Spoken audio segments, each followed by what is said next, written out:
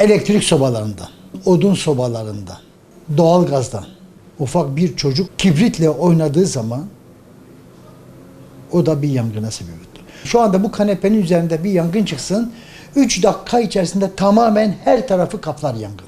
Elektrik, dikkatsizlik. Bir yangın esnasında panik ve heyecan yapmaması lazım. Elektrik şartellerini indirecek.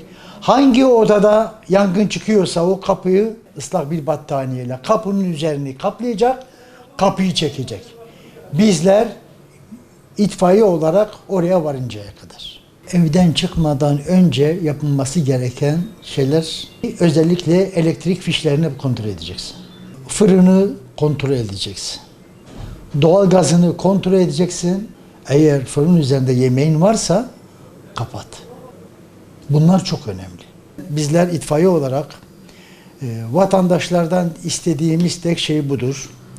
Diyoruz ki yangın ihbarını verdiğiniz zaman mutlaka düzgün ve dikkatli bir şekilde adres vermeleri gerekir. Bize doğru adres verilmedikleri takdirde bizler yangına 2 dakika yerine 4 dakikaya gider. Bu vesileyle yangına da geç gitmiş oluruz.